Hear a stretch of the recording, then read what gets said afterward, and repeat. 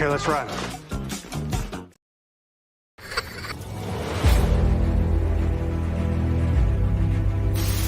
Your mission, should you choose to accept it. It's a quest. It's a quest for fun. Well, The Rock says, why don't we just cut right to the chase? Okay, now he wants to get together. Well, he wants to talk. I want you to do me a favor. I want you to tell all your friends about me. It's showtime, folks! What are you? I'm...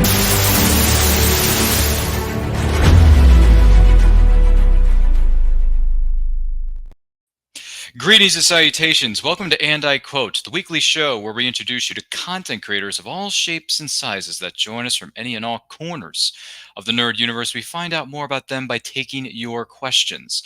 I am your host, Ryan of Nerd Culture, and our guest on this episode is indie comic writer and creator of Thorny Comics, and also of a hit story series, I should say, or comic book series, I should probably say even better. My words are being messy. Called Cicada Samurai. Didn't see that one coming, but we're going to talk more about that later. Please welcome Jerry Carita. Jerry, welcome in, my good friend. How are you, good sir? I'm doing really well. How are you? Doing well, doing well. It's we're grateful to have you here. Now, if you have any questions for Jerry as we go throughout the course of this episode, please let us know in the comments. Let us know in the chat. Our producers are going to be monitoring it as we go throughout the course of this episode. And if you're joining this live or on the replay, thank you for being with us. And don't forget to like and share this with everyone you know. In the meantime, Jerry, when were you introduced to the world of comics? So I think a lot of people have that story where they were like a kid and then a friend handed them a comic for the first time and they remember the moment. And I never really had that. I was into, as a kid, my geek thing was always TV shows and sci-fi and the X-Files and Star Trek: The Next Generation. Those were my jam as a kid. It wasn't until I was I think I was just over 30 years old. I'm a reality TV producer by trade before getting into comics, and I was working on a little show called Comic Book Men. And on that set, just the energy and the love for the stories that Kevin and all of his friends had, Walt Flanagan, Brian Johnson, Ming Chen, Mike Zapsik, it was just infectious. And so while we were hanging out in that shop for those few months, I just started reading comics. The first comic book series I ever read was The Walking Dead. And that was my introduction to the whole genre, the whole medium of comics storytelling was The Walking Dead. And then I worked back from there. I picked the movies that I really liked, that I had loved, the X-Men movies and the Spider-Man movies. And I went back and I read all of Chris Claremont's run on the X-Men, because that's where all the movies came from. All those stories came right out of that man's, right out of his head. And I worked backwards from there, and I started reading, all the I got really into Batman for a little while. But that was sort of my first foray into it was on the set of Comic Book Men. That is some incredible stuff. Man, my goodness, you mentioned some big names, some really good titles there. Any other names that come to mind when it comes to some of your favorite comic book writers or artists, past or present? Oh yeah, I really like. I read a lot of indie ones now, and a lot of them are from Kickstarter, and they're kind of not available in stores as much. But I really like everything Pat Shand writes. I like everything Justin Gray writes. He's actually a friend now. He and I we worked on a Kickstarter campaign together, and I work with a publisher that he works with. He's great. And I love he does a book called Hope right now, which is really amazing. It's on Kickstarter and available on his website. And then really big ones, Scott Snyder. I'm in his writing workshop, so I read everything he writes. James Tynan, full disclosure, James is my cousin. And so I read everything that he writes. And actually he started his writing career around the same time I started reading comics. So it was kind of that's why I got into Batman for a while, because he was in the Bat universe for a few years there. But those are my kind of writing titans that I really like reading. Batman. Nothing wrong with Batman. There's plenty of comics. There's plenty of comic runs to choose from. You mentioned, was it Scott Snyder, Greg Capullo with Court of Owls? Yeah. He talks about that a lot in his thing, because the whole New 52. I know that in retrospect, a lot of people are really mad at the New 52 for various reasons. People just don't like reboots; they want to start it over. But it was a perfect timing for me, because that's when I was starting to. The whole point was to bring on new people, and I was one of them. So I really enjoyed, and especially Batman. Scott. I think other people doing other characters in the New 52 kind of went a little bit further afield from the base of who their characters were. You know, Superman got a little bit more of a makeover than Batman did. Batman basically just, you know, got a little bit younger to start. I think he became like a 28-year-old instead of a 30-something-year-old. And otherwise, Batman was Batman, and you know, he just wrote his version of those stories, and I really loved it. I really loved all of it. You know, it's a great, as like a TV producer, I always wanted to do scripted television. I've done a lot of unscripted, a lot of reality TV. And you know, no one is going to give an unknown, you know, wife swap director $300 million to do like a, you know, space epic, space opera thing. So, you know, when I started reading comics, I was like, this is amazing because you can tell these great stories and you don't have to be like saddled with a budget and things like that. So I just fell in love with it, man. And just, I started a few years ago working with my friends at Blue Juice Comics as a editor and publisher, and now I'm doing my own. I'm writing my own stuff. Congratulations on all that, by the way. You know, it's funny, somewhat follow up to that with Batman. I started reading comics 7 years ago. Believe it or not, it was on Batman Day of all days. Oh, wow. At my local comic shop. My friends finally seduced me into going to this weird magical place called a comic book store. And we went to one where I was living originally. This is back when I was living up north in the state of Maryland, for those of you keeping track of the geography of the store at home. We went to this place, and it was during the Rebirth line of DC. DC was coming out with Rebirth, right? So Tom King wrote some of the Batman story, a lot of the Batman stories actually, and I read that and I thought, wow, this is some good artwork and this is some good writing too. If this is what, you know, if this is what comic books, you know, can be and what they are, or if this is what, you know, some of the stuff they're going to be introducing us to with these kind of stories moving forward, I'm all for it, right? So then I just went to town and pick, you know, I pick and choose which stories I wanted to read, and I, you know, brought them home. I read them, and that's, you know, in a way, the rest is history. So yeah. Batman Day moves every year, doesn't it? Does it move each year, or is it like Thanksgiving? No, it's not, because I think the first one was like in July, but it moves.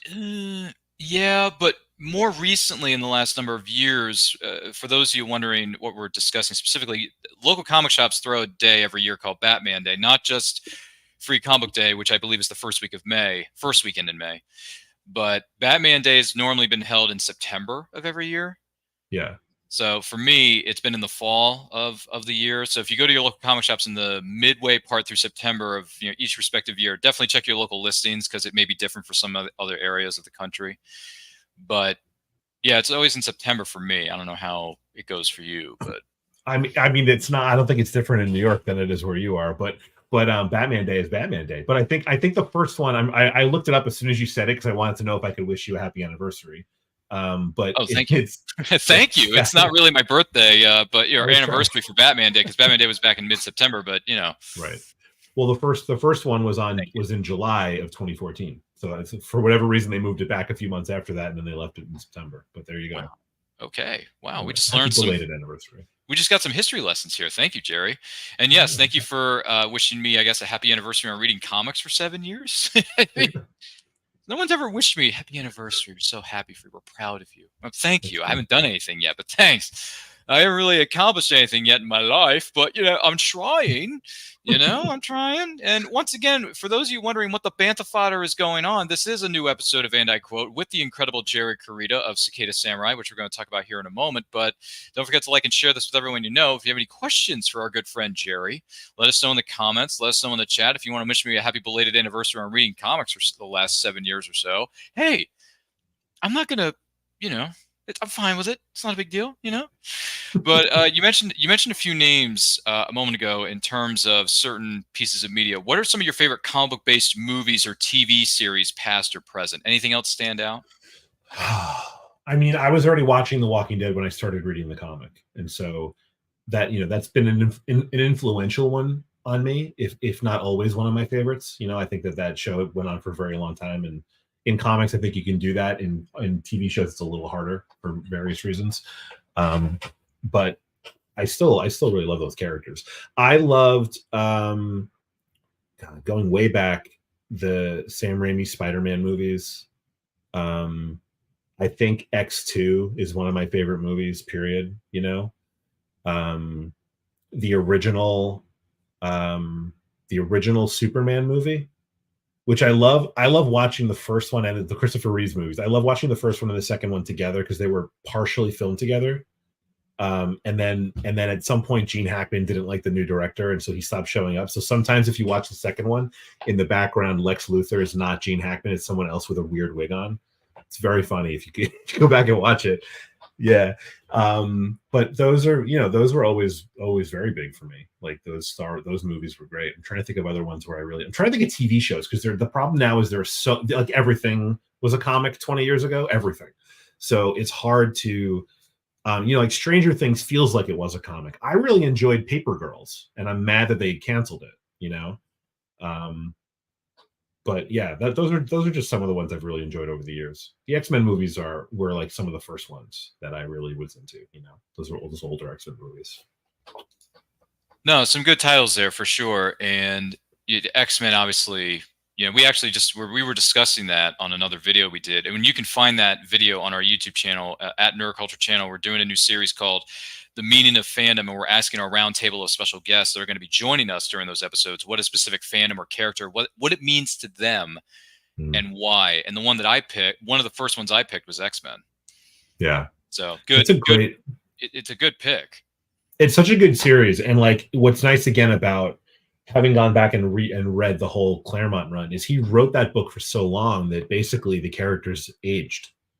And that's a thing that doesn't really comics. You don't really get. You get Old Man Wolverine now, and you get Old Man Logan, and you get like multiple versions of Wolverine who are at different ages. But in TV, in movies, it's been so long. It takes so long to make a movie that it's actually nice that you have these great stories from when they're all older and these great stories from when they're younger. So you can kind of live with these characters across all those stories, even in the movies. Yeah. But X-Men was a very big one for me. Oh, for sure.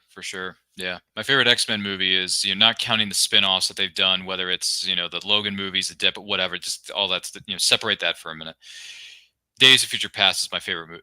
To me, it's the best live action X-Men movie we've ever gotten, and probably ever will get. I don't know what the MCU plans on doing with it, but I just don't really care, because it's hard to, listen, you can recast these characters as many times as you want, because the characters are bigger than the actor. The torch is always going to be passed. How many Supermen have we had in the last 40 years? We've had 6, 7 of them. How many Batmans have we had? Like 12, like 10. It's ridiculous. We've had a lot, right? But whatever the MCU is planning, it's not going to. Nothing's going to hold a candle to Patrick Stewart, Ian McKellen, James McAvoy, Michael Fassbender. Any of those other some of them were young and up and coming actors at one point. Don't get me wrong, but Jennifer Lawrence. Jennifer Lawrence is like, she was young. Yeah, she was very young when she first came on board those films. I think, I'm always excited for what a new group of people are going to do with something, because I think towards the end of the X-Men movies, that creative team was kind of running out of. Yeah, so it's nice, and that's what's nice about comics, is that the creative team changes, the characters stay the same, and you kind of get a new person's perspective on the universe. And so I'm hoping that with the shift in the MCU, that when they bring in the X-Men, the mutants, and all that stuff, and they kind of unite it all, that it actually does come out, and like they come up with something that's interesting and kind of revives my love of those characters, even if it's not the same people playing them. I remember when the first time when it was like Hugh Jackman, I feel like the comic book fans who loved that character, when they first said that Hugh Jackman was cast as Wolverine, the main thing I remember, and this is like, when did that movie come out? In the late mid-90s? The first X-Men movie was in the year 2000. So 2000. So the internet was a thing, but it was a lot of just message boards. It wasn't like what it is now. But I still, even then, remember that comic book fans were angry that Hugh Jackman was too tall. That was like the main thing people were pissed about, because Wolverine's like 4'10" or whatever, 5'2" or whatever he's supposed to be in the comics. He's supposed to be short and stocky and muscular and powerful. And Hugh Jackman is like 6'2" or 6'3". He's huge. And people were so angry about it. And now I can't imagine someone else playing the role, but I'm still excited to see what they do with it, because you never know, because I've liked different Batmans. I loved the Tim Burton Batman movie was my first that was really my first Batman, but I love Christian Bale as Batman. I didn't hate Ben Affleck the way people did as Batman. Um, so you get different ones. Christopher Reeves was my Superman. But I like the guy. I don't know his name, but I like the actor who plays him on TV too. It's a totally different take on the character.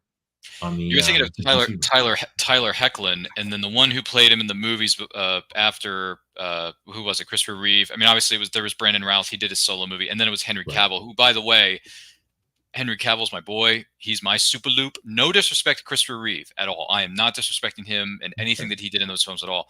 But for me, Henry Cavill just hits me right here. Like I just love that movie, Man of Steel. I'm talking about Man of Steel. The other stuff that happened within the DC Cinematic Universe, there was a lot of creative differences. Obviously, Zack Snyder was dealing with a family tragedy at one point, and there was a lot of behind the scenes issues, and the executives were just, there were too many cooks in the kitchen, bottom line. Way too many cooks. Too many cooks in the kitchen trying to figure out, where do we ride the ship? Where is this going to go? Zack had a plan, and the executives didn't like it. A lot of the fans didn't like it, but Zack, I mean, look, I would have liked to have seen the whole roadmap. Unfortunately, we're never going to get it, but hey, I'm a Zack Snyder defender to a degree, because I would have liked to have seen the cinematic universe to what it overall was going to be if we had gotten it hypothetically. But then again, we have a new reign with James Gunn. Peter Safran are taking over the reins. Let's see what they can do. Let's see what this new Superman movie is going to be like, because they cast their new Superman. They've cast their new Lois Lane. They've cast Green Lantern. They've cast a few other big name characters and actors in there. So you know what? Let's see what happens first. I'm not expecting much, because I'm not really a big James Gunn fan, because I'm a Henry Cavill defender and always have and always will be. Henry, you're my boy. But let's see what happens. I think Henry, I thought he was a great Superman. The overall vision that Zack had for all those films didn't connect with me the way that I kind of wanted it to. And I think that was true for some people. And for some people, they will go to their grave saying that Zack Snyder's version of all these characters was the best ever in cinema. People feel very passionately about whatever they like and don't like, and I would acknowledge absolutely that he had a very clear vision for what he wanted to do, and that he didn't get to complete it. So it's hard to judge. It's hard to look at it and say, did I like it or not?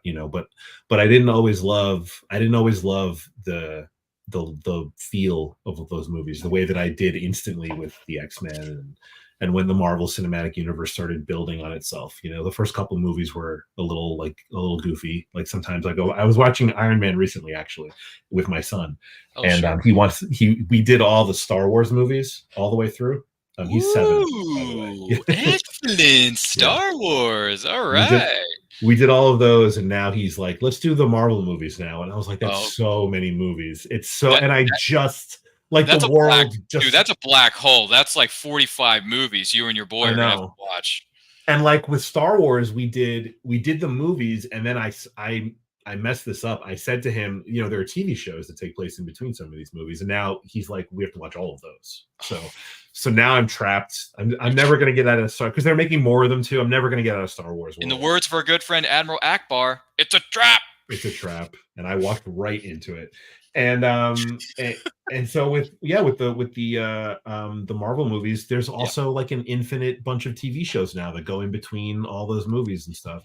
So, the point was, I just rewatched Iron Man, and it's kind of amazing how later in the MCU, all the movies kind of started to feel a little bit the same, But early on, they were very different. Like Iron Man was such a weird movie, and it's like everyone else is in a superhero movie, and Robert Downey Jr. is like improvising some scenes, and it's like his character in Kiss Kiss Bang Bang. Yes, he's just kind of messing around a little bit, and it works, it works, but it's like it's a little weird, like watching it, and then because later there was less of that, they all kind of started to feel like Avengers movies. Instead of like Thor was a fantasy epic and Captain America was like a World War II movie, like an old school movie. They all had such different feels, and they all kind of came together. But yeah, anyway. Wow, you're walking into that's a huge trap of watching 45 movies with your boy. That's Oh boy, definitely. I mean, I can't comment on some of the more recent pieces of MCU media because I haven't seen many of the shows. I haven't seen a lot of the more recent, I should say, movies that have come out because I know a lot of. Now, granted, I'm not letting the response for them critically or audience-wise, get in the way of me wanting to sit down and watch them per se. But the reviews have not been stellar. The tank is running on empty in certain cases. And I think, and I brought this up a couple of weeks ago with some friends of mine here on Neuroculture Channel. For those of you just joining us, this is And I Quote with our special guest on this episode, Jerry Carita. And if you have any questions for Jerry, by all means, let us know in the comments, let us know in the chat. And don't forget to like and share this with everyone you know. I feel like there's a lot of superhero fatigue that's setting in because Marvel is bombarding us with so much now that I can't even keep up with what the heck is going on. I don't know who's doing what side is who person on.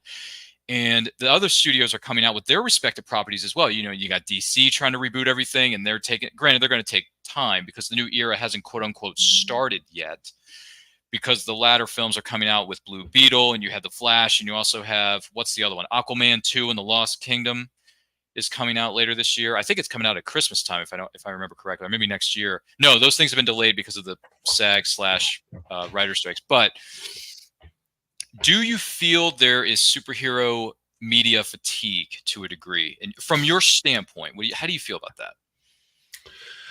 I mean, it's really hard to tell because there's so many other things that, like, no movie is doing particularly well. Like Barbie surprised everybody, but and that there's no kind of, I don't think anybody really expected that. But like, unless you have Tom Cruise doing a Maverick reboot, like it's hard to know that you're going to have a hit, and so the pandemic kind of changed the pandemic changed so much about the business of how movies and TV are both made, and it did it at like a fine time if you had just finished the MCU, the Thanos saga of the MCU, because then those were the two biggest movies in the whole thing, and it was like brought everyone together. It put a button on that story, and then there was a pandemic, and the world shut down, and people stopped going to the movies. Right when Marvel started trying to have their TV shows plant the seeds for new movies, that people just kind of were like, I'll just wait for the thing to come. I'll watch it on my TV at home, because everyone got used to that now. And streaming kind of swallowed the movie business. It swallowed Blockbuster, and then it swallowed TV, and now it's swallowing the movie business. So it's hard to really judge. I mean, there's so many DC things that we're never going to see just because of a merger between two companies and a new realignment of what's worth it to spend money on, and we're never going to see the Batgirl movie. That's like ludicrous. They almost finished it, and like, because they said it's probably not going to make back its money in theaters. Okay, that's fair. But you own like multiple platforms that you could put it out on, and there are people who would be interested. You could convert it to a pilot and make it like one of the Flash universe TV shows. There's a million things you could do that would bring that to light in a way that made sense, but they have to look at their numbers and decide, it doesn't make sense to do, so we're not going to do it, and that's it. And that's a business bottom line that they don't care what we think. It's like they're not going to make back their money. They're not going to do it. So it's hard to say that like there are a lot of superhero movies. There's a lot of superhero content out there. Some of it's doing just fine. I think some of the stuff on TV is doing really well.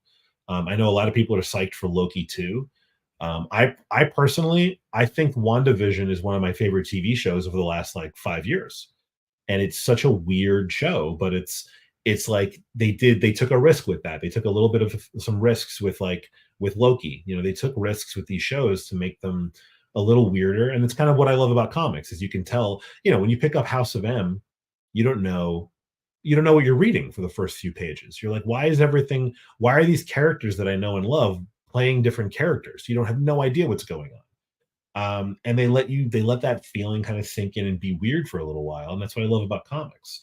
And so I feel like the Marvel TV shows have done that a little bit. They've kind of gone out of their way as much as they could to give you that weird, like, what is this thing that I'm watching? Why does it feel like it doesn't feel like a Thanos, Avengers movie.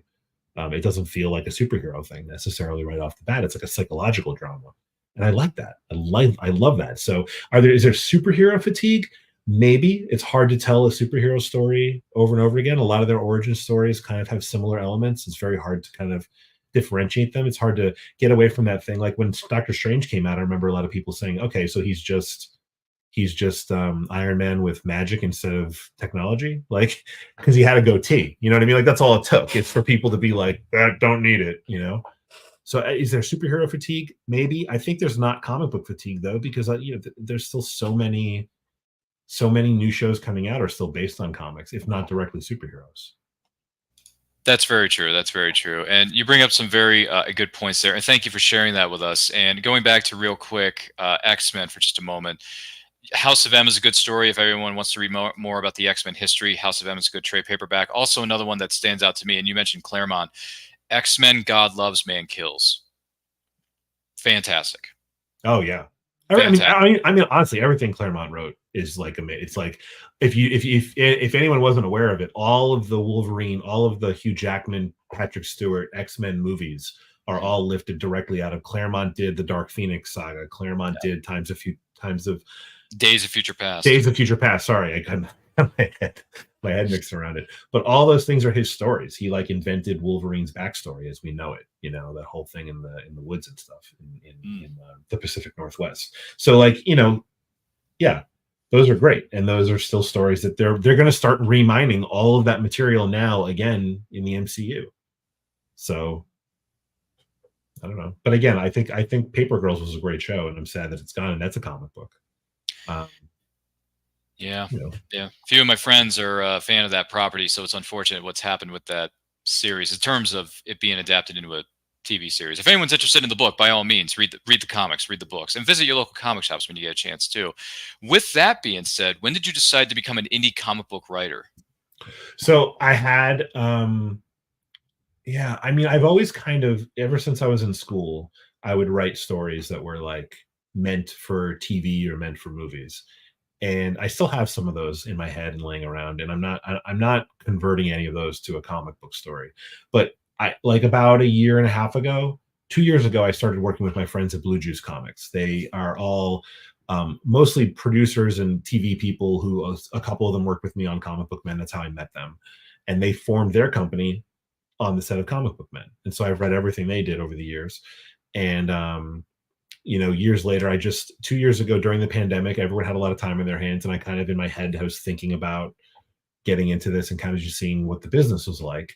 And so the first thing I did was work with them for 2 years on the publishing side and the editing side.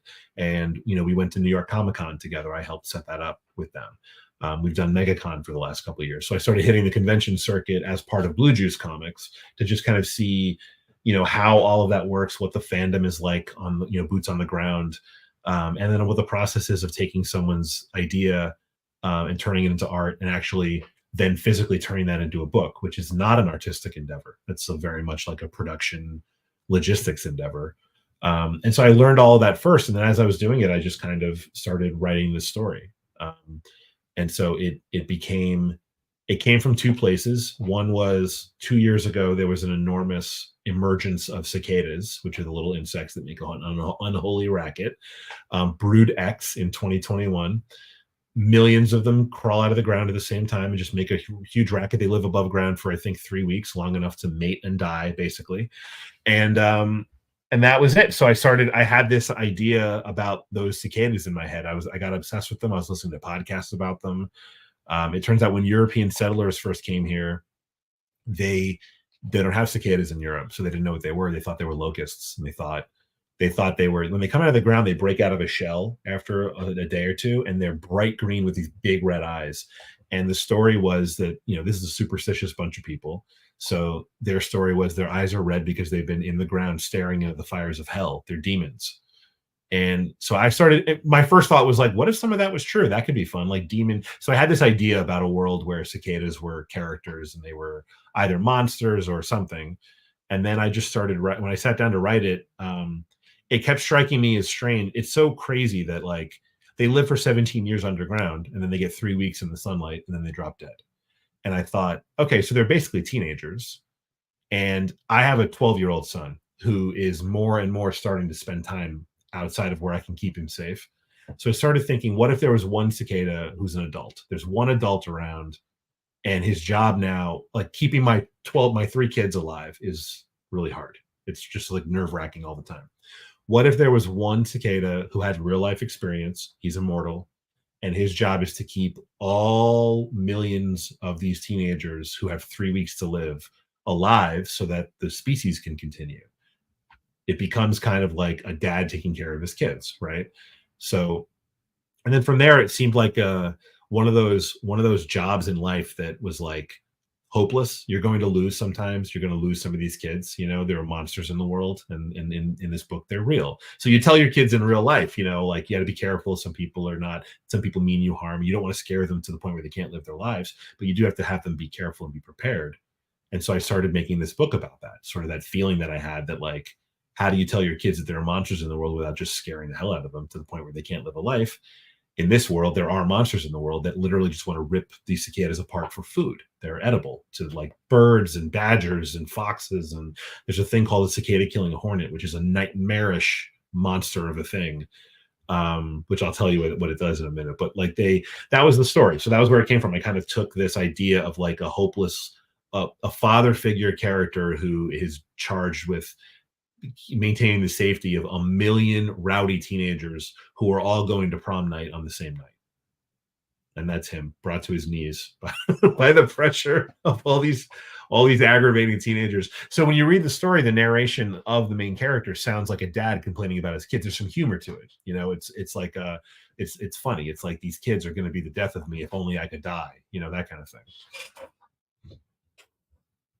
My goodness, those are some images that are going to keep me up tonight. Yeah, sorry. So it's a lot going on there. I'm sorry. I was going to say, man, this is what we call heavy. There's that word again, heavy. Why are things so heavy in the future? Is there a problem with the Earth's gravitational pull? Anyway, that's a line from a movie that someone may have watched many times growing up. And maybe they still watch it today. If you know what it is, by all means, let us know what the reference was in the comments or the live chat. Good Lord.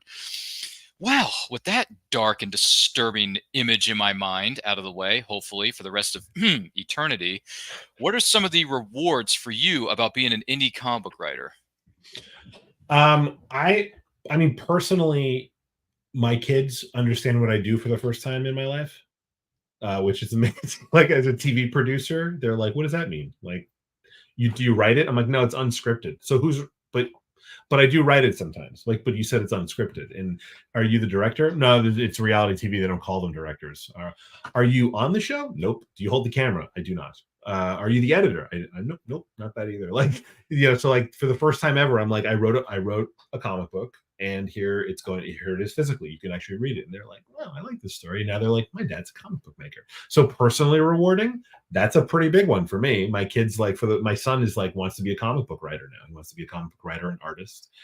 He started watching YouTube tutorials and like drawing Ninja Turtles and things like that. He drew this. We're working on a story together called The Grizzly Crew.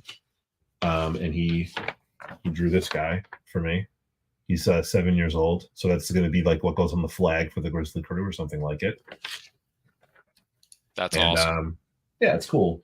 And so, you know, he's pretty great. And that's pretty great. And I actually just enjoy when you're doing TV. Like I did a season of a show that was basically a scripted series. And I was the head writer and the showrunner. And you write a script, and that script is like the Bible to 90 people.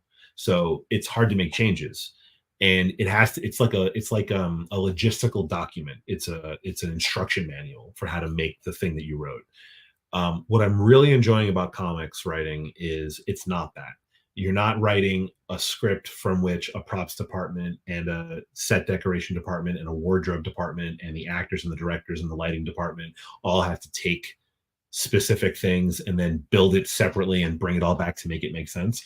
I'm writing a document that is for one person. It's for the artist. And if you and your artist have like a shorthand or anything, you can put references in there. You can kind of have an aside where it's like, I kind of want this to feel like something. You can't really do that in a screenplay. You can't do that in a teleplay, you know? So I'm really enjoying that part of it. And other than that, I don't yet have like a downfall of this business story yet, because I'm new. So this is my first comic that I'm writing. It's the first Kickstarter. My plan is to eventually, you know, it has gone pretty well. I've been very lucky. My Kickstarters, I hit my goal pretty quickly. So I'm planning to do more issues of this, and my goal is over the next few months I'll have the entire 6-issue run up and running and finished. I'm going to go try to put it in stores, at which point I may come back on your show and tell you I hate this business, comics killed me. But I'm not there yet. So far I've had friends who kind of eased me into it. I have friends and family who've been in the business already, so I kind of knew what I was walking into. And I've been very lucky. So I don't have like a kick in the gut story yet, but we'll see. I assume I will, and I hope it's not a hard kick in the gut. Gotcha. Well, my newfound friend, you have barely scratched the surface of what you're capable of, and we can't wait to see what happens. By the way, Bush1G says, "Hey, what's up, G?" I'm not sure who that is, but might be a friend of yours. So I don't know if it is, but now I want to find out. Bush1G is the username, and they're saying hello in their own special way to you. I suppose, or maybe it's me. I don't know. I mean, they're saying the "What's up, G?" Your name spells with a J, not a G. But hey, maybe it was a, what do you call those things? Autocorrect, fellas. It's called autocorrect. Feel free to look that up on the internet. That'll give you a nice history lesson, so to speak. But thank you for being with us. And for those of you who just joined us, this is And I Quote with Jerry Carita. Don't forget to like and share this with everyone you know. If you have any questions for Jerry, his name starts with the letter J. Let us know in the comments. Let us know in the chat. Be more than happy to hear from you. Gee whiz. Man, we've had some good stories here thus far. On the opposite side of the fence, what are some of the biggest challenges about being an indie comic book writer? I mean, what I've found is a lot of the business is very strange, and it's kind of always morphing. And you have a certain number of people who are really into comic books and are willing to spend money on indie comic books. You have a smaller group of people who are into indie comic books. And so the business is like, what I've learned about the business is that it's very strange. And it's like things like Kickstarter, Indiegogo, Zoop, all these crowdfunding platforms make it possible for someone like me to, if I can convince a few dozen people, 100 people, maybe 200 people that I'm writing something that they're interested in, I get to make my comic. And some people don't get that megaphone, don't get to do that. So it's hard to get started. It's hard to get a publisher to take you seriously. There are tons of people writing stuff of various quality levels, and who are pushing really hard or not pushing at all and not knowing why they're not going anywhere. So it's a very strange kind of the challenges are finding an audience and then getting them to want to buy and look at your book. Because there's a ton of competition. There's the big two. There are what I would consider a handful of indie publishers that I don't know why we call them indie publishers anymore. Image is not really an indie. They're huge. I think of indie as, for whatever reason, I think of it as a smaller publisher. Image has a ton of resources at their hands, and the other ones are. So anyway, so it's hard to, as an indie creator, to just find someone to take your thing seriously, to look at it. The model is still, you got to try and get your book in stores, and that's near impossible for an independent person. I've had a couple people ask me about a retailer tier on the Kickstarter campaign, but generally retailers don't really do that. It's never the most popular tier on those campaigns. So I'd say finding the audience is the hardest thing. Yeah, gotcha, man. Gotcha. It's a big world out there, and we're like the small fish in a very big pond of a lot of different people who do a lot of different things, whether it's indie comic writers and artists, or if it's podcasters. We're a small fish in a big pond, but we're doing our best to entertain you, our incredible audience, whether you're watching or listening to this. We do our best, and Jerry is doing his best. So, hey, support the little guys, just support the indie folks. With that being said, any pieces of advice you would offer to someone who's aspiring to be an indie comic book creator themselves? I think that one thing I've learned recently, that there's an old adage that you can't judge a book by its cover. In comic books, you still can't judge the book by its cover, but other people absolutely will judge your book by its cover, and they're not going to pick it up if it doesn't have a cool cover. So as much as you're I'm writing what I think is a great story, you need someone whose vision is aligned with you to work with, to collaborate with. And that person has to, as an artist, has to be able to give you something that you can kind of get someone excited for at first glance.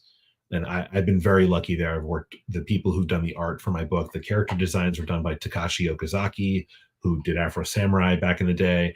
My main artist is Mary Landro, and she's amazing, and she loves drawing monsters, and she has kind of an anime sensibility, so the book kind of looks a little bit like an anime. I've Walt Flanagan did a cover for me. So I've had like really, really great people work with me, every one of them with a different eye-catching aesthetic, and every one of them has helped me sell books so far. So I think that that's like the advice I would say is find a partner who is talented and whose work catches your eye, because then it'll catch someone else's eye, because comics aren't a visual medium. It's not, people will judge your book by its cover. Wise pieces of advice. And we, for those of you just watching or listening, we were looking at the cover for what is known as Cicada Samurai. Listen, I've heard of some titles in my day, but this one may top them all. I'm just messing around. But Cicada Samurai, this cover looks phenomenal, and I like the look of this environment and the character. So if you're sitting at a table or you're walking into a place called an elevator, what's your elevator pitch for this whole thing? What are your plans for it? Well, the elevator pitch is it's a lone samurai cicada imbued, a lone cicada who's immortal, imbued with magical samurai powers, whose job is to protect a million of his brood all at the same time. And it's got horror elements, and it's got a lot of heart and a little bit of comedy, but it's very violent. It's very bloody. Like the pages I've been getting from Mary, the monsters in this thing are it's in a world that monsters are very real. So these things get devoured and torn apart by animals. It's a lot of violence, but a lot of fun. And the future plans are I have a 6-issue arc planned. I'm working on the script for those now. Mary will be working on the art pretty soon after that. And I'm hoping to, if I can entice a publisher to want to help me publish this traditionally and put it in stores now, I will do that.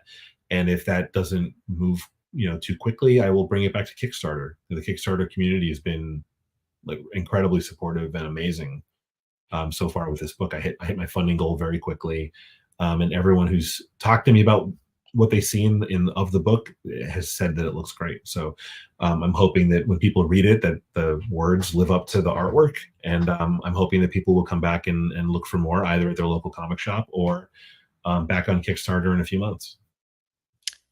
Excellent. Sounds like a wonderful idea. Any special memories for you from being at conventions or other events, whether you were there as a vendor or there as an attendee? Oh, well, I loved a few years ago, my first New York Comic Con was a while back, and I brought my son, and watching him see all the guys in cosplay was a lot of fun. My older son is 12 now. He was probably 4 or 5. And what his favorite thing to do was he would judge everyone's cosplay. So he would look at someone and then go, "Hey, Dad, take our picture." Or he would look at someone and go, "You're not Captain America." Mm-mm. "Dad, take our picture." He would still ask for the picture.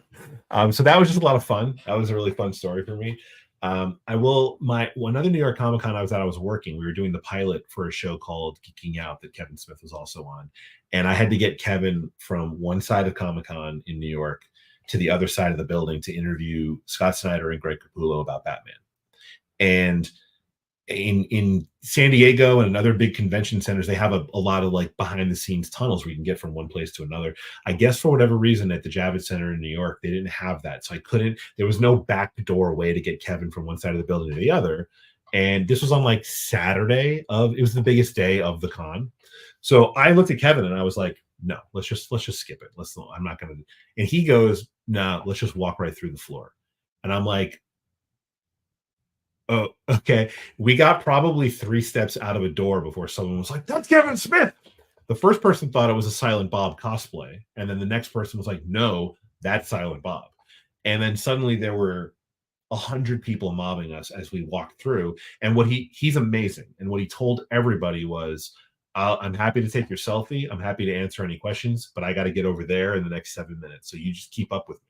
And he just walked and did his smile thing and did selfies as he walked. And that was pretty amazing to watch. I didn't realize, like, I knew Kevin was famous. I did not understand fully how I can't go to a mall famous like Kevin is. And he said this, I think he's one of like only 2 people who are just real people that other people cosplay as. People cosplay as Stan Lee and they cosplay as Kevin Smith.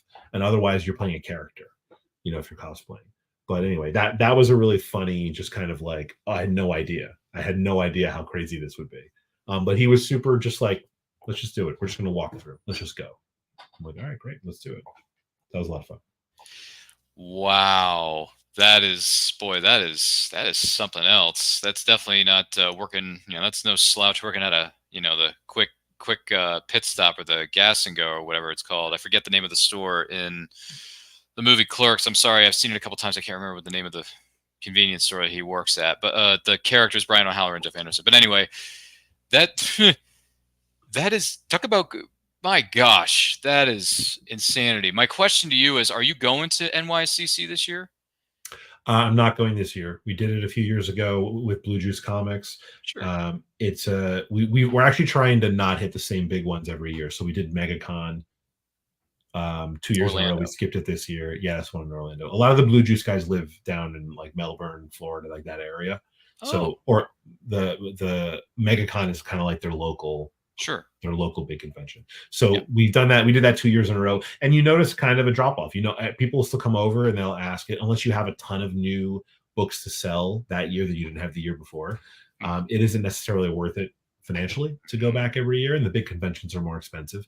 I have been hitting, I don't have any on the schedule yet, but I hit a few of the smaller ones over the last year that I had a really great time at. I did Brooklyn Comic Con, it's in June. I think it's in June again next year. Ton of fun, much smaller convention, a lot of local artists and comic book creators. There were actually a lot of comic book creators there, and a few people who are very big on Kickstarter. Concrete Comics was there. They have a very big Kickstarter footprint. Dan Price, who does Bigfoot Knows Karate, he was there. He's great. I met all those guys. I was sitting next to a guy named Will Cooper, who is in Cozy Comics. He was great. I had a lot of fun there, and I did really well financially because there like a ton of comic book fans were actually there. Ming Chen was there too from Comic Book Men. So that was a lot of fun. I did a smaller convention in Fairfax, Virginia a few months ago. I had a great time on that. It was I think it was just called Fairfax Comic Con. Yeah, I'm familiar with that one. Yeah, and you mentioned Dan Price. Dan Price was here in the studio with us virtually a few weeks ago for And I Quote, so you can always go back and watch that one where he's talking about Bigfoot Knows Karate. From Bigfoot Knows Karate to Cicada Samurai. I don't know where people come up with these names, but I got to tell you, I admire the creativity on both Jerry Carita and Dan Price's account. Thank you. We appreciate that. I'm sure I'll speak for Dan and say we both appreciate that. Yeah. I like the creativity. That's cool. Yeah, I'm familiar with Fairfax. Haven't been to it, but my aim is to eventually go to that show and have a good time because I've heard some good things about it over the years. Yeah, it was great, and it's smaller. Like the big. When you go to New York Comic Con, like I know a lot of enormous. And the one I know this past year in San Diego, I know a lot of indie comics people said it was their best year financially at San Diego because the actors went on strike. Weren't there.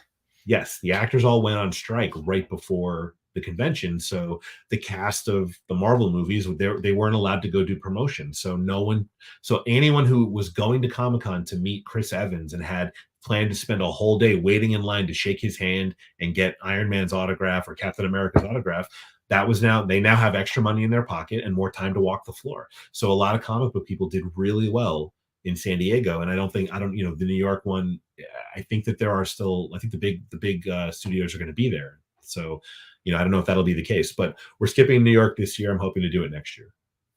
That's fair. But quick shout out to all the people that we do know of who are going to be present up there in the Javits Center of New York for New York Comic Con. My good friend Jeff is going to be there. A number of our vendor friends are going to be there, such as Amorable Art with Pat and Alexis.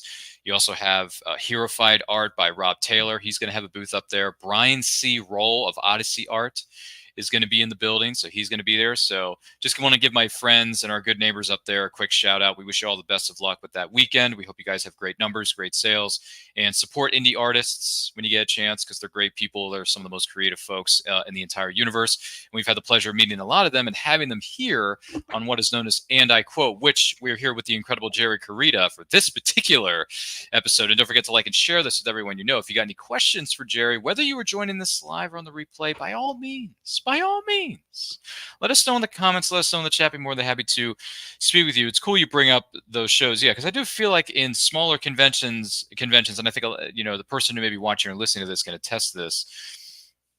If you've been to smaller shows, just want to throw that out there for an example. they're more intimate. You get to know the people a lot better than you do at some of the bigger shows. Now, I personally have never been to NYCC or the WrestleMania, brother, yeah, known as San Diego Comic-Con. I've never been to San Diego. I've never been to the West Coast. I've been to New York, but just not to what is known as the Javits Center, where NYCC is being held each and every single year. So can't comment or speculate, but one of these days, hope to visit New York City Comic-Con and hang out with my friends, because I do have connections up there. I have some good people that table there every year, and it'd be nice to see them again. So the smaller shows, the big shows are like an event. It's a huge event. They're a lot more expensive to get in and set up, so you really need to know that you're going to do well financially there to really make it worth your while. But it's your best chance at like getting your thing, whatever your thing is, in front of as many eyeballs as possible. But the smaller ones can be a ton of fun. I actually backed a Kickstarter campaign to start a new. They're doing a new convention in New Haven, Connecticut. I think it's called Indie Creators Comic Con or Indie Comics Creator Con. Oh, I like that.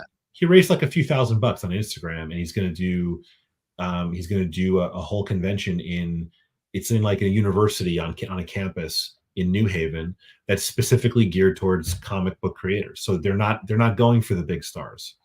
And I'm really excited to go to that just to buy a ticket and show up and just, have that ability to just meet people and hang out for a bit, Boy, if I can fit that into my calendar and travel all the way up from North Carolina up to New Haven, Connecticut, that would be nice, because I've never been to Connecticut before.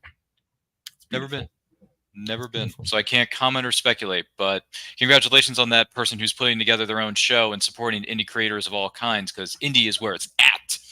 So just thought I throw that out there as an example. If you don't mind me asking, though, quick side note here: from what you've seen thus far by watching a lot of these movies, going back and watching some of these movies with your family, what's your son's favorite Star Wars movie? Does he have a favorite of Star Wars or favorite character? We started with The Mandalorian, so he liked the reason this all started because I was watching The Mandalorian and he walked into the room and was like, "What's this?" And he had a million questions. Well, this is the way, Jerry. This is the way. So The Mandalorian is up there. Is one of his. He was the Mandalorian for Halloween last year. This year he wants to be a Cicada Samurai. We don't know how to do that yet. Oh, so trying to figure that out. Good luck with that one, Jerry. My kids this year want to all do things out of comic books. My son wants to know who's my older one wants something scary. So he's like, what's a scary character in a comic book? My daughter wants to be Anne Bonny. One of the Blue Juice books I work on is called Anne Bonny. And then my youngest wants to be a Cicada Samurai. What is... I've got to figure that out. Yeah, good luck with some of these costumes, my friend. But the Mandalorian is his favorite Star Wars character. Hey, nothing, to be perfectly honest with you, man, there's nothing wrong with that. And when you're exposing him to the wide world of Star Wars and you got that show playing in the background, let's face it. This is the way. This is the way. This is the way. That's it. It's all you need. It's all you need. It's perfect. It's beautiful. It's great. Mandalorians, rock on. Look forward to seeing the next season and whatever else they got cooking in what is known as the Star Wars oven. Yeah. Did you catch any of Ahsoka? Not yet, and I intentionally didn't watch it yet because I never watched the Star Wars cartoons, so I never watched Rebels or Clone Wars in the past. So I'm watching those with him now, and I didn't want to. I know, as from watching Mandalorian and then from watching Boba Fett, I know that the Dave Filoni, all those characters from all the animated series are gradually kind of taking over the Mandalorian universe, as I'm calling it, the Mandoverse. Mandoverse, there you go. Mandoverse, we'll go with that. Trademark Mandoverse. So I intentionally didn't do Ahsoka yet because I'm watching Ahsoka now as a kid. We just watched her introduction. We're 3 or 4 seasons into Clone Wars, and then we'll do Rebels, and then I'll watch Ahsoka. Awesome. Sounds like a good idea, because to be perfectly honest with you, I know we're talking a little bit about Star Wars here for just a moment, but if you're not familiar with anything that's happened in the Clone Wars or the animated series known as Rebels, which are both animated series, just so you know, you're not going to understand a gosh darn thing of what's going on in Ahsoka, because I watched all 8 episodes, and there were parts of it where I was still kind of confused. Because granted, I could have done of what is known as a refresher course by going back, binge watching maybe all 4 seasons of Rebels, if not the final season of Rebels, to understand what's going on as it leads into Ahsoka respectively. I just didn't do that because when I watch a show and I enjoy for what it is, and then I just move on to the next thing. I don't feel like going back. I mean, don't get me wrong. It probably would have helped if I refreshed my memory before going in to see Ahsoka. But at the same time, I just want to see the show for what it is and just enjoy it, just enjoy the ride. And I probably should have done a refresher course because I kept asking my friends who are more steeped in the lore of the War and the Stars a little bit more so than I am, because I've read a lot of the books, because the books do shed some light on what's going on with characters such as Thrawn and Ahsoka and, a few of the others that are mentioned there for good measure. Without going into spoilers here, I'm not trying to spoil this for you here, Jerry, but it's a deep rabbit hole. I believe it. I love all the references to the old stuff. So like when I saw Rogue One and Saw Gerrera was in it, I was like, love that movie. I'd never seen that character though before. Me neither. So I went back and I was like, okay, well now I'm going to have to watch. And then it all came from the Dave Filoni stuff. And then watching Mandalorian, what I loved about Mandalorian is that it wasn't the Skywalker story. It was unrelated. Fresh. It was in a galaxy even further and further away from that galaxy is what it felt like. Yeah, it was fresh. And it was fresh. It was new. It was like different. It was a different part of the universe. And I liked that. And then they gradually started bringing in these characters that clearly had like a really deep and rich backstory that someone knew, but I didn't. So Bo-Katan and the Darksaber and all these other characters. And I looked them all up online and I'm like, oh, these are all things that were introduced on these other series that I never watched. So, I took a pause. I was like, I'm going to wait. I'm not going to dig too deep into. I loved Ahsoka, her quick appearance in Mandalorian with Luke for a few minutes. Like I loved all that. I loved all that. I loved getting to see the Mandalorian, even being totally separate. Somehow gave us the Luke Skywalker badass scene that we all didn't get to see in any of the movies. Like no one expected that. No one, like anyone who grew up way back when in the 80s, the early 80s, to see these films for the first time in theaters respectively. And we're talking about Empire Strikes Back and Return of the Jedi. And then he comes back all these years later that we never thought we would see it. We never thought we would see, well, what happened to these guys after Return of the Jedi? We never saw it. We never, I mean, you can read about it in the books, even though most of it's not canon anymore, according to the, higher ups.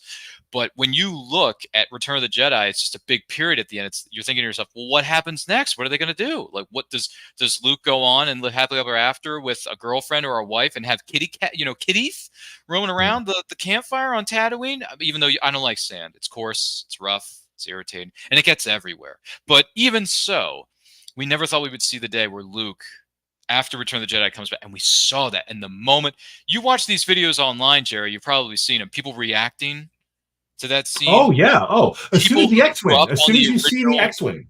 Yeah, when the people who grew up on the original trilogy, like 50, 60-year-old men and women, are watching these episodes unfold, this moment unfold before their very eyes, and they became a child again. Yeah.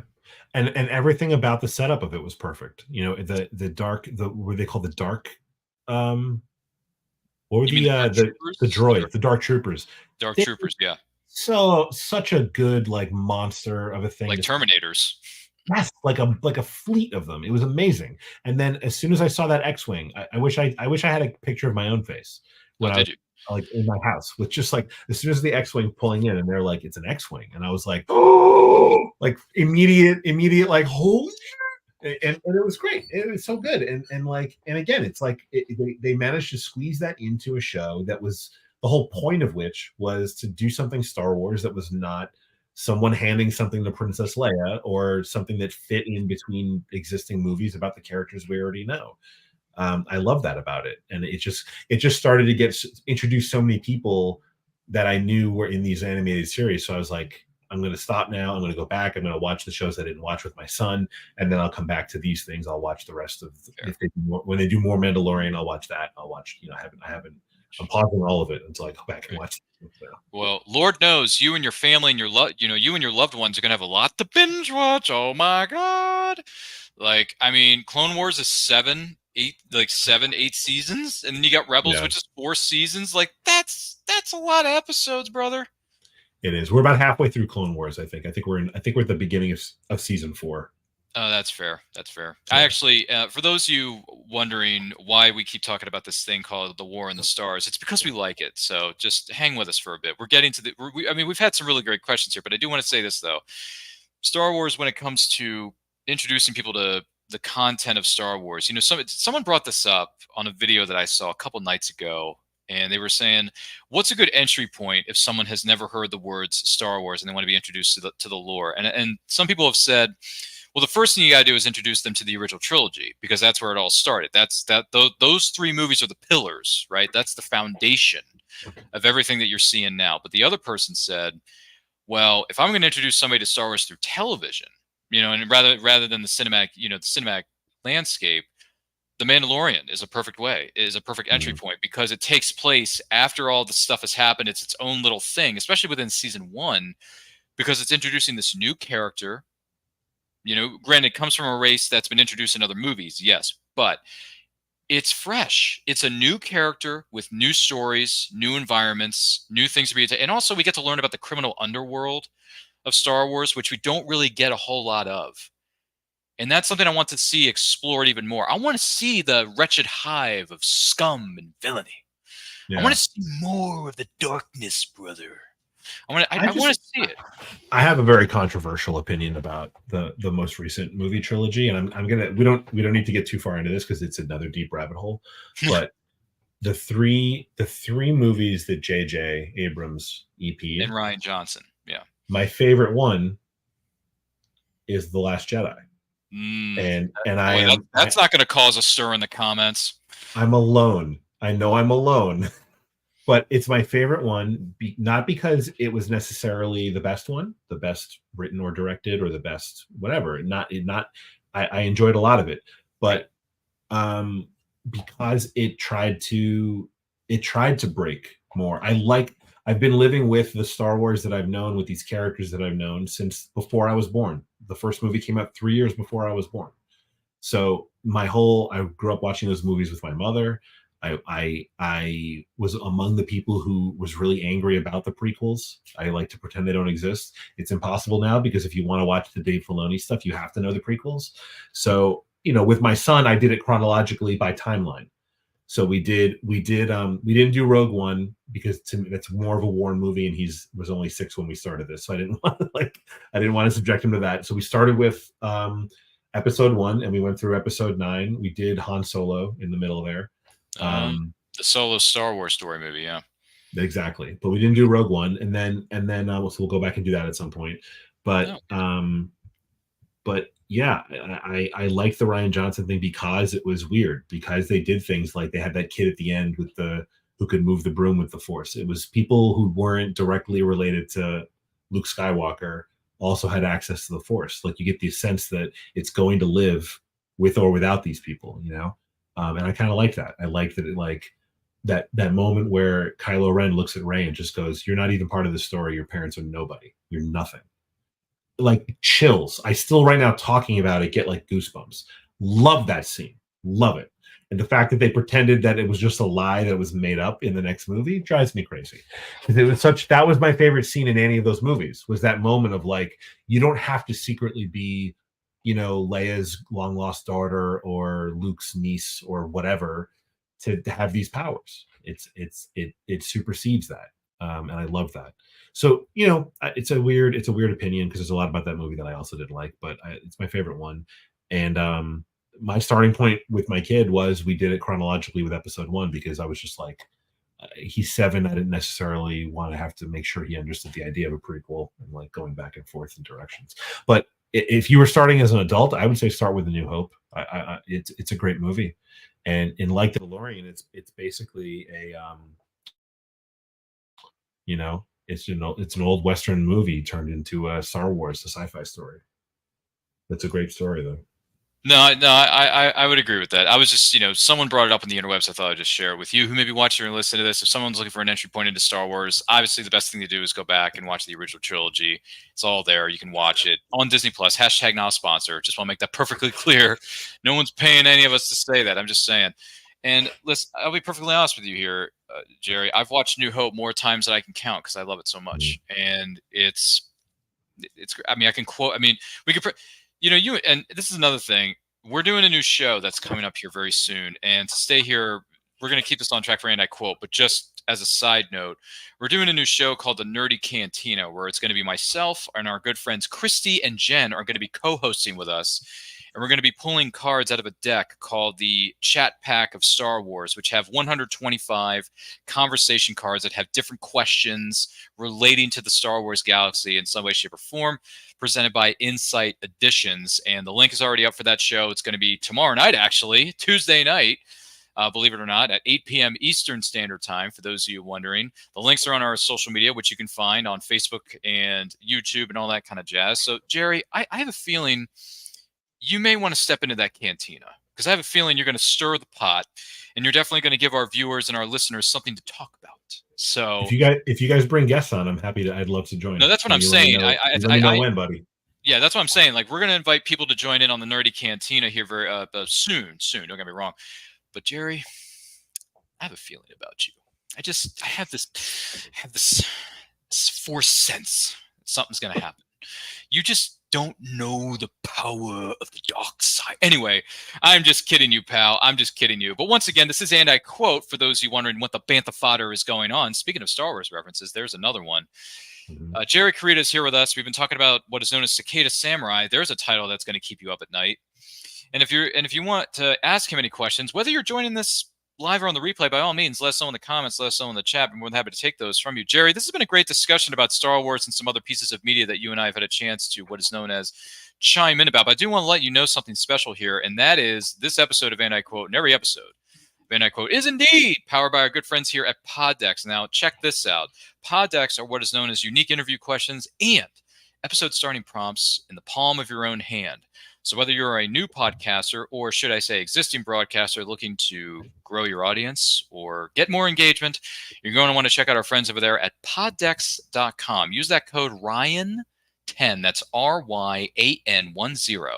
RYAN10 for 10% off your first order. So Poddex wants to know, if everything in your house had to be one color, what color would you choose, Jerry?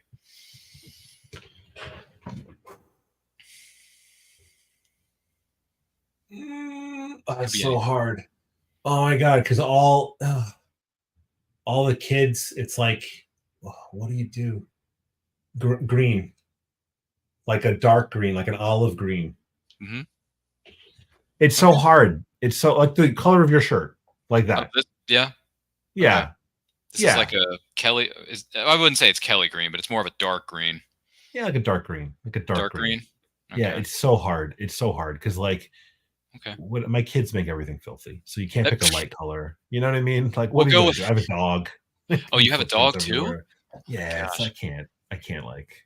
I don't know how I got to be honest with you, brother. I don't know how you do it, but listen, just so you're wondering, this is a shirt for the series known as Snowpaw from the indie label known as Lone Wolf Comics, which is presented by Rob Multeri of Lone Wolf Comics. So if you're interested in werewolves and vampires and other monsters, and you know what they say, right, Jerry? Things that go bump in the night. That was a big Kickstarter campaign too, right? I know those guys. You know Lone Wolf Comics and Rob Multeri of LoneWolfComics.com? I do know of it. Yeah, I'm on. Rob Multeri. Yeah. There was a Kickstarter for it. I think I supported it. You did? Well, hey, you know what they say, right? You know what they say, right? Small world. You say that. Yeah, he does the series called Night Wolf, and he also does Snowpaw. But this is Snowpaw, by the way. This is the spin-off series of his main storyline, which is called Night Wolf. So if you're into things known as lycanthropy, which is another way of saying wolves, werewolves, demons, monsters, things that go bump in the night, and that's your story. Hey, listen, it's spooky season. So why don't you #treat yourself and check out our friends at lonewolfcomics.com and treat yourself to some comics, because if Jerry Carita supports it, it's gotta be good.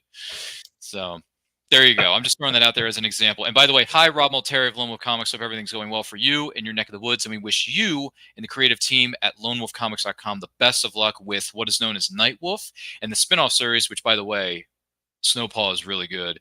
Check out Snowpaw at lonewolfcomics.com. But Poddex wants to know, in the meantime, outside of our massive amount of support for something known as lonewolfcomics.com, how much would someone have to pay for your little toe?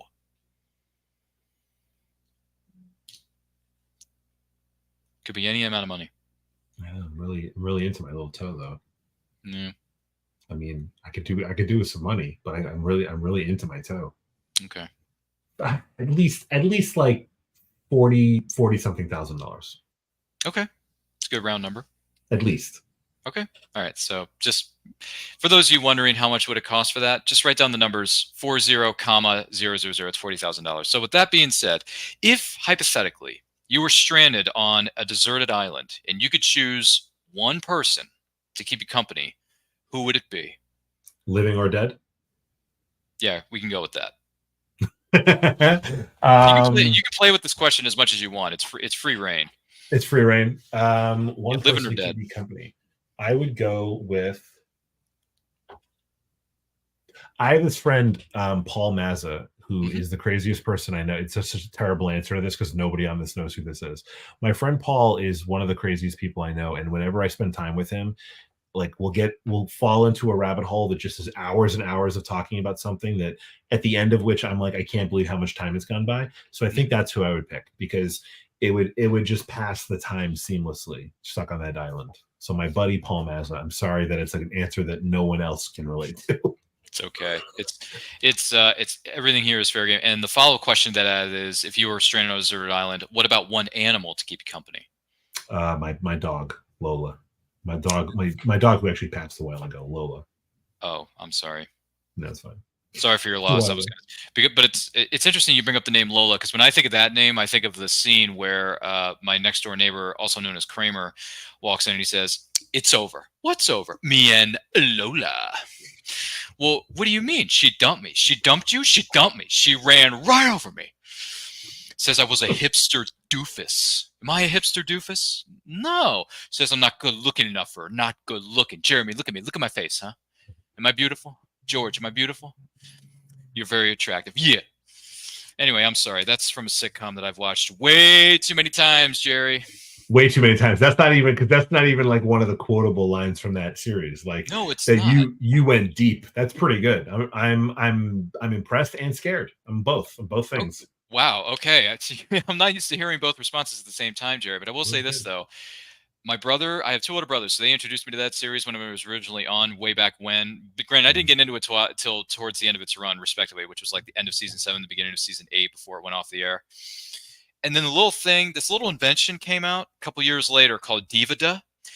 And we ended up buying the Dividas of the series. Now, granted, I only bought seasons 3 through 9 for myself, and my brother bought all 9 seasons because he's a fan of the entire thing. And I said, brother, the first two, if not 3 seasons are weak sauce compared to seasons 4 through 9. But that's just the way I felt about it. Right. So I have most of the series on Divida. So if I ever want to go back and watch it, I have access to that. So there you go. And if you don't know what we're talking about, it's called Seinfeld. Funny, one of the funniest sitcoms of all time. Jerry, do you have a favorite episode of that or no? I really enjoy watching, like, honestly, I like watching pilots for old shows. So it's again a weird opinion. Yeah, I just like watching the first episode. So I love the pilot of that show because it's so they're never good. They're almost never as good as the series becomes later. And I always like watching. I recently rewatched the Next Generation's pilot, and it's super weird. It's super weird watching. Encounter at Farpoint with Q. Yeah. Yes. Like the fact that Q is already, we don't know any of these characters, and the first alien they encounter is someone who messes with reality as we know it. We don't even know the reality yet. Super weird. And Picard is just kind of a jerk for no reason. He's just a grumpy, weird jerk of a character for the first 3 or 4 episodes, and then he becomes Captain Picard, who we love. Did I say Kirk? I said Kirk, didn't I? No. You said Picard. I said Picard. Okay, I thought I said Kirk. No. I believe you said Picard. So, in the words of Picard, engage, make it so. Yeah. But it's super weird. Would you like something to drink? Tea, Earl Grey. Earl Grey. That's it. But the pilot for Seinfeld is a weird thing to watch now. It's like a little jilted. The characters are not quite who they are. Yeah. It's so weird. And then what the first conversation was, right? They're sitting in the cafe, and Jerry says, to me, that button is in the worst possible spot. Yeah. Look at that. The second button. He says the second button is the key button. Look at it. Yeah. It's doing nothing for you. It's in no man's land. They did a ton more stand-up comedy bits in the show. Oh, You know, as that it was progressed, much heavier. Yeah. And then one show I will say that the pilot is like stellar, and it's the show firing on all cylinders right away. Cheers. You know, Like old sitcoms. I finally started watching Cheers because I actually one of my family members bought me the first 6 seasons as a DVD set, and I've watched the first 2 going on 3 seasons, and I got to tell you, I agree with you. That pilot's pretty darn good. Like, it sets up the whole dynamic, like a good dynamic between, okay, this is a guy who owns a bar and he's got all these different regulars that come in and express themselves in their own unique, strange sort of, like, Norm always sits at the end of the bar, Cliff sits at the opposite end, and then eventually he ended up sitting next to Norm. And later, I think in like the second or third season, he started sitting next to Norm a little bit more because he got tired of, I guess, being by him, because he's the mailman. Like, what's he gonna do? Like, but he has these weird words of wisdom, like, what was it, Diane Chambers, right? Diane says, what's the point of drinking beer on a hot day? Well, the British setters, the balance the outside temperatures, so conversely gives you warmer body temperature. Yep. Why drink so-and-so on a hot day? What else are you going to do with it? Anyway, sorry, I just got to know from my producers here. So real quick, is a hot dog a sandwich, and if so, why? A hot dog is absolutely not a sandwich because it's a hot dog. It's different. Gotcha. If you could look through one person's email without them knowing, whose email would you look through? This could be anybody. Zack Snyder. Ooh. I want to get to the bottom of it all. I want to know how much people told him about whether they liked his thing or not. I just want to know what happened. I want to know it all from the horse's collective mouths. Right. You want to hear from the horse's, directly from the horse's mouth is what our good friend Jerry is trying to get at. Well, Jerry, I want to say thank you for being here on this really, and I got to say, this was a very stellar and educational episode of And I Quote. We learned a lot about you, kind sir, but we thank you for being here. Where can the individual who is watching or listening follow you on social media? I am mainly on Instagram, but I'm on Instagram, I'm on Twitter, and I'm on Facebook, all as Thorny Comics. Thorny like a rose has a thorn. Thorny Comics on Facebook. I'm at Thorny Comics on Instagram and Twitter. And my Kickstarter is live right now. If you go to Kickstarter and just look for, I guess maybe it'll be in the comments in the description below. But if it's not, go to Kickstarter and look up the word cicada, and it's the first thing that pops up. Cicada Samurai. The campaign ends this Friday night at midnight. Jerry, thank you so much for being with us. Yes, indeed. All the links to where you can follow him are located within the description below. Feel free to follow me and the insanity that ensues, if you will, on Twitter and Instagram at RyanRPM5. Also, check out all the incredible stuff we're doing, such as the Nerdy Cantina. It's going to drop on Tuesday night, October the 10th at 8. Is it 8 p.m.? Yeah, 8 p.m. I believe it's 8 p.m. Eastern Standard Time. My gosh, there's so many things going on in my mind. Also, we're this close to hitting 1,000 subscribers. Once we do, we're going through a great big live stream celebration that's going to include returning favorites, some surprise guests, and some special giveaways for you, our incredible viewers/subscribers, such as these prints from the Art of John Pinto on Instagram and Facebook. Look at this. Ooh la la. Look at that bad boy. We were talking about Star Trek. Now, this is Captain Pike from the hit series Star Trek Strange New Worlds. Try saying that 20 times fast. Also, if you're a fan of someone jumping into a phone booth and going backwards and forwards in time, look at that. Doctor Who. Yeah, Doctor Who. There's another one right there. And then we were talking about this property earlier between Jerry and I. Look at this one. Yeah. Guy who carries a red lightsaber. I wonder who that could be. Darth Vader. So if you want to win these things, you got to tell your friends about us, because you're going to tell their friends, and they tell their friends, and so on and so on. You know how these things go. Also, The Meaning of Fandom has dropped, so check it out on the Meaning of Fandom playlist on our YouTube channel. And speaking of X-Men, Jerry, the composer of the iconic theme song of the 90s animated series and Power Rangers and more, Ron Wasserman, the man himself, the composer, is going to be with us on a very special episode of And I Quote, Saturday, October the 14th at 12 p.m. Eastern Time on Facebook, YouTube, Twitch, Twitter. All our videos are going to be there, so definitely check him out and ask him questions because Ron Wasserman is a legend. He's a legend. Speaking of X-Men, there you go, Jerry. I'm doing it again. So check out all that stuff. Support what Jerry's doing and all our other guests. You can find previous episodes on the And I Quote with Ryan Permison playlist on our YouTube channel. In the meantime, like, comment, share, subscribe, ring that bell to be notified when videos go up or they go live. And remember, life is better when reading and indie supports indie. Take a look. Famous Faces and Funnies in Melbourne, Florida is leading the way in pop culture fun. From comic books and graphic novels to Funko Pops and collector's items, Famous Faces and Funnies has it all. Rick Shea and the professional team at Famous Faces and Funnies are friendly and knowledgeable. Whether you're looking for toys, props, collector treasures, or a new comic book, Famous Faces and Funnies is your one-stop shop. To find Famous Faces and Funnies on Facebook and Twitter, just type at FFF Comics.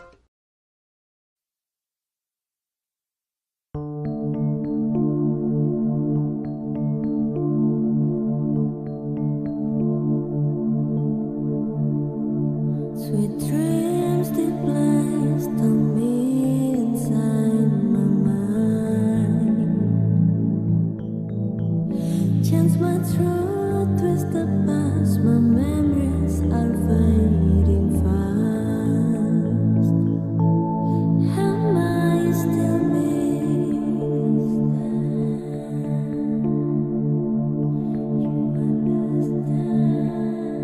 Who do you want me to be?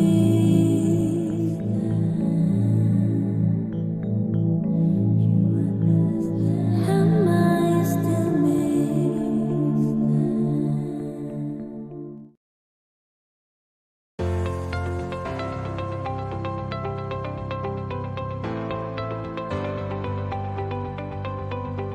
You've worked hard and written a great book. Now, it's time to give it a great cover. If you're an indie author or small press publisher, Plasma Fire Graphics is your source for affordable cover illustration and graphic design.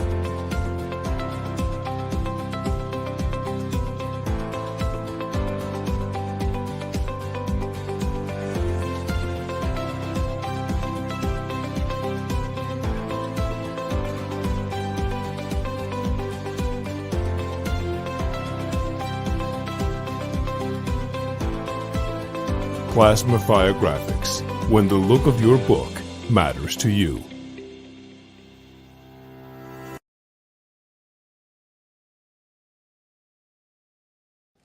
Good morning! Oh, and in case I don't see you, good afternoon, good evening, and good night.